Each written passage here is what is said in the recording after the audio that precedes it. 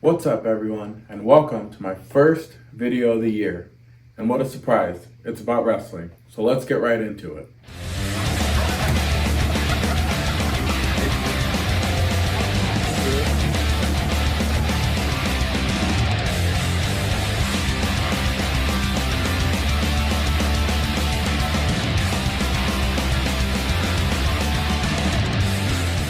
Hi guys, this is Barbie Blank, aka Kelly Kelly, and you're watching Wrestling Express Podcast.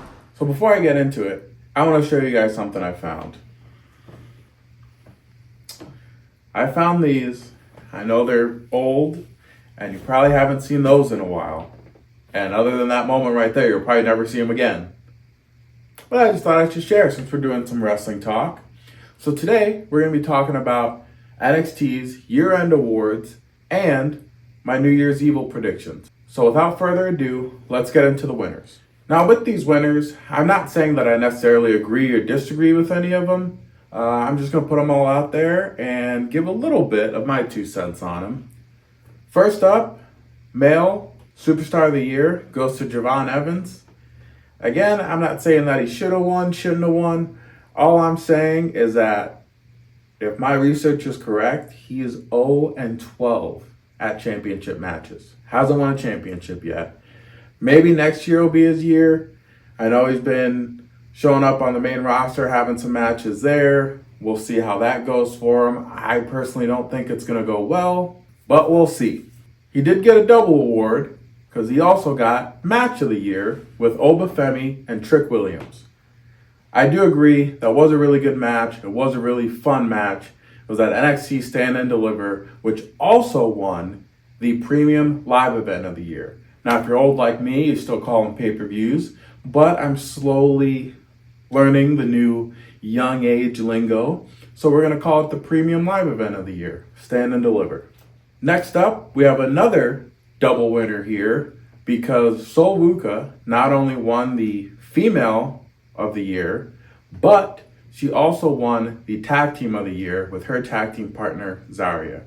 Again, not saying that she should have won, shouldn't have won. I think this was kind of the year of JC Jane. That's just my personal opinion. I think she maybe got a little help in not only showing up on Saturday night's main event, not only winning her match at Saturday night's main event, but also popping up on this list twice. And last, but definitely not least, is the moment of the year, which goes to Tatum Paxley for winning the NXT Women's Championship at Halloween Havoc. What a pay-per-view for her to win it. We'll get to see some of the residuals of that in my New Year's Evil predictions. But before we get there, I want to see if you guys agree with these awards and who won them, leave a comment. If you guys think that other people should have won them, leave comments on who you think should have won and why. Now, let's get into the New Year's Evil predictions. So let's keep going on this Tatum Paxley topic. Tonight, she goes one-on-one with Izzy Dame, the person who caused her to lose that championship, turning on her in such a surprising way, which I think we kind of all knew the culling wasn't really the best group for her, as it kind of seemed like they were using her a little bit to get to where they needed to go. And obviously, she got a little bit higher than they thought she would, and they kicked her out. My easy peasy prediction, I think Tatum Paxley wins. I think she's earned this win. I think that, the heels got to go down tonight. Izzy Dame is the reason that she lost that championship. And I think Tatum Paxley goes into New Year's Evil and gives Izzy Dame the beatdown that she deserves.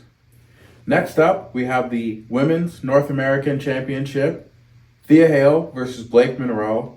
Now, if you saw the match where Thea Hale won the championship, you may think that there was maybe a mistake made or it was a little bit of a fluke win. Now, I will say, I'm at a point in my life where WWE doesn't trick me often. It did not appear that she was supposed to win. If that's how it was, then they got me. I got, and it happens. But in my personal opinion, I think Blake Monroe is on the right path right now. She is really developing her character. I think we saw a little bit of the Obviously, she's kind of the mean girls character, but they let us in a little bit to see a little bit of that self-doubt and kind of what you see with bullies, right? Is they're these big bad bullies, but on the inside, they're got stuff going on. They're not really as confident as you think they are. And I think this kind of two sides of Blake Monroe is kind of cool, kind of unique, and I would like to see how it grows. With that being said, I think she's going to take her title back. We don't really see a lot of flip-flopping of titles like that, but like I said, I like to see where she goes with this character. I don't know how much that Thea Hale win was what was written down on paper. If it was, then it is what it is. But I think that Blake Monroe is going to walk out your new NXT Women's North American Champion. Next up, we got a match between two women who I think were maybe a little bit more deserving of the Woman of the Year award, which is Jacy Jayne versus Kendall Gray for the NXT Women's Championship. Now, Kendall Gray is in this predicament because she won the Iron Survivor Challenge and got to face Jacy Jayne. Who do I think's gonna win? I think it's a little bit of a toss-up.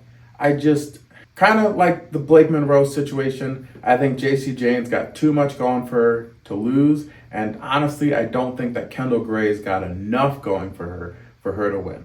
So that's kind of where I leave that. Is I think there's going to be interference. Obviously, I think that Ren Sinclair may try to interfere as well, but I think the 2-on-1 on the outside is going to get the best of them, and I think Jacy Jayne's going to win. On a side note, and I don't know how much we can bring up past things, toxic attraction, and blah, blah, blah. They did say something about Lainey Reed kind of being this third wheel, but I think it would be the perfect insult if you realize that not only is Lainey Reed the third wheel, she is the third wheel to the original third wheel. I'm not really sure why they feel as though Jacy Jayne cannot be in a group that does not have three people in it. It seems like she was in a group of three, then they lost one, then they broke up. Then she started another group, it had three, then they lost one, and they had another person.